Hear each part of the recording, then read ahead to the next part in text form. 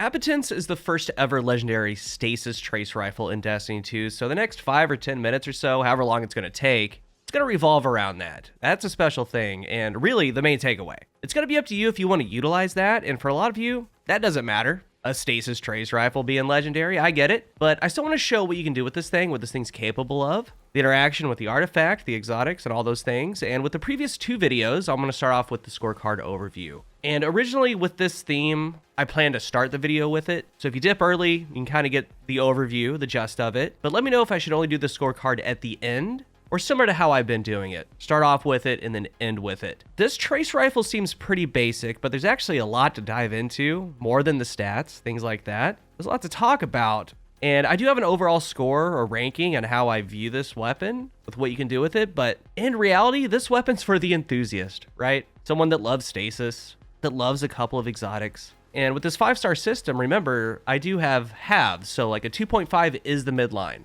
In PvE, I have it at 3 stars, like right over that midline. And the only reason that it's leaning over being more so good than bad is because of the combos and synergies. There's some things to know about it, some things to learn about it. For PvP, 1.5. I have a ton of issues with this thing, and I mean a ton. It's not unusable, like let's say a 12 stability, slick draw, gut shot, straight cold front, that type of unusable, but it's really close. There's some things to talk about there. Its main use, PvE.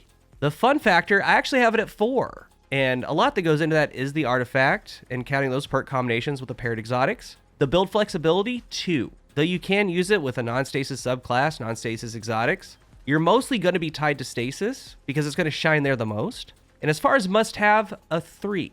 And that's a skewed ranking from me. Again, that's leaning more to good than bad because in this case, it's leading to you might as well get it if and only if you're interested because of this long season. The red borders are fairly easy to obtain. You should have it if you've been playing or will be playing. But if this was like maybe a trials reward, no. But since it's there, and if you're even remotely interested, yes. Only legendary trace rifle we got. Another big reason too, it's craftable. It's got what I believe is one of the best origin traits in the game, Dragon's Vengeance. When an ally dies or you reach critical health, this weapon's magazine refills, it gains bonus range, charge rate, and handling. It's just a good origin trait. You don't have to think about it, it's just gonna happen. And in like 6v6 PvP, up all the time. The base stats are okay, they're fine. I mean, these things come out pretty juice with high range, 100 aim assist, things like that. But the utility of a trace rifle can go a couple of different routes. When we look at the perks in the 3rd column, loose change, hipfire grip, slideways, overflow, clown cartridge, enlightened action, demolitionist. In the final column, high ground, wellspring, deconstruct, headstone, attrition orbs, one for all, killing tally. And this is where the usage can get kind of weird depending on the player, because we do have some really good combinations here. Something like overflow, killing tally, maybe even overflow, one for all, getting that 35%. Really easy to do with the trace. Tap everything like a divinity and just go to town. Some other perks I think are still kind of bad, like high ground. Just always stay away from that. But for PvE, what I started with and what I think I'm going to keep is Demo Headstone. Demo Headstone is incredible. That I'm aware of, it's only on 4 weapons. The other ones are Unending Tempest, the Crucible SMG, that has a large perk pool. If you have it, keep it. The Linear Fusion, Fire and Forget, but you don't really want this combination on a power weapon. And then Horror Story, which is FOMO time locked. And the deal with Demolitionist Headstone and all PvE gameplay in the background, I'm on Shadebinder. So we know Headstone, Precision Final Blows, spawn that Stasis Crystal at a victim's location, and Demolitionist, kills with this weapon, generate grenade energy. There's a lot going on with this combo, especially with the artifact, and then with your modifiers. Like in this modifier, within the coil, it's something like doing damage has a chance to give you some grenade energy. So that's really helping my Osmio build. There's like never a time I don't have a stasis turret out. But why this combination's so good,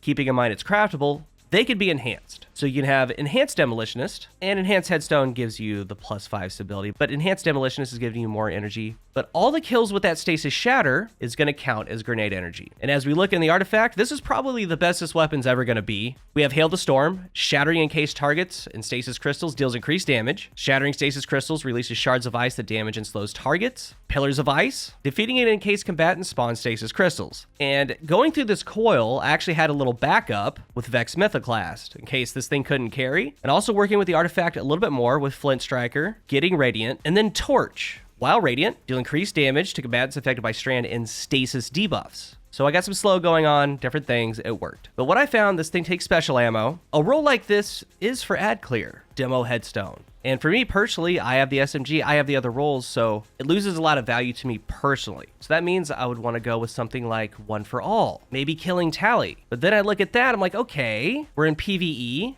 Why wouldn't I just use like Quicksilver Storm right here? Why wouldn't I just throw on Sunshot? Because you're trying to make it really, really strong with its damage. And at that point, it's a special weapon. You might as well use a primary exotic. It's in such a weird spot. So that brings me back to Stasis. And I think that's where it should be used and where it shines. There's a number of exotics, whether it be Osmiomancy, Renewal Grasp Hunter, and especially this season, the Cadmus Ridge Lance Cap for Titan, for Diamond Lances, pretty good. But going through the coil, I was impressed with what it could do with Stasis. Yeah, I had some modifiers on, but this thing was just an absolute unit, a machine at getting grenades and getting my stasis turrets going. And especially at the end of the coil, I think that was the difference. I think that's how we got the clear, this random team that we had. So I'm not going to talk too bad about it in PvE, but the main thing, I think you're going to have to run it with stasis, get all the advantages of the stasis kit, because otherwise, if you go with a One for All or something like that, it's hard to build around that. And at that point, it should be replaced. But you do you. If you want a One for All, you want to mess with the Overflow or Killing Tally, go right ahead. But competition, there's some great exotic traces. There's the Slice trace. A lot of things to keep in mind. I wish it had things like Shoot to Loot, but that's here nor there. With what it has now, it's very few things, and those things can do okay.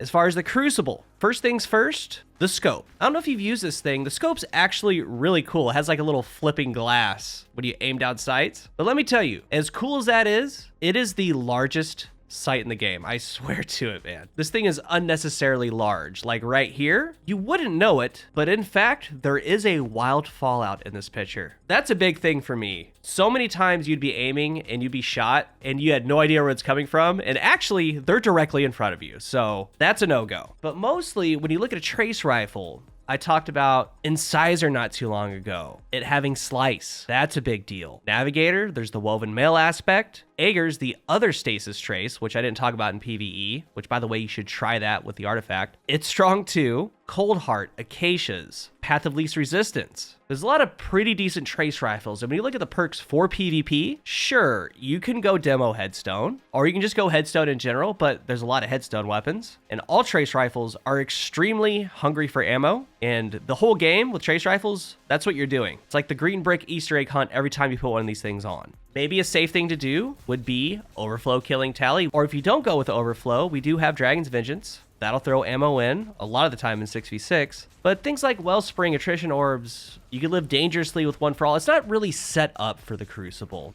And there's nothing wrong with that. I don't mind that. The scope alone really made me hate it. I'm almost thankful there's no really good perk combinations with the Crucible. But to be clear, that isn't to say you can't go on streaks with Killing Tally or something like that. It's just that multiple weapons do it better. Multiple traces do it better. So to bring up the overview, that 3-star for PvE, that's kind of brought down because of its build flexibility. You're kind of tied to stasis. And since you are, with the things that it can do with stasis, it's actually pretty good, if that makes sense. Even if you go the other routes with the Killing Tally or a One for All, throwing all that in with the stasis fragments and aspects, it's fine. And when you do get stasis going and this thing's rocking and you have a lot of ammo, it is pretty fun to use. As far as the Crucible, not so much. I'm pretty sure you probably haven't even been downed by it. I haven't even seen the thing. So in closing, as far as getting it, if anything like this interests you, then get it, because you're going to have the red borders. Vault space is tight. This is the only legendary stasis trace in the game. So if any of that is appealing, just do it. I already have it crafted, so I'm going to keep it. But that isn't to say it's not going to be one of the first things out when new weapons come in. If you're new here, remember to hit the subscribe button. And if you are subscribed, thank you so much for your support. Let's talk about this legendary trace rifle down below. How do you feel about it? Was I a little too hard on it, or is it a lot better than what I talked about? Let me know,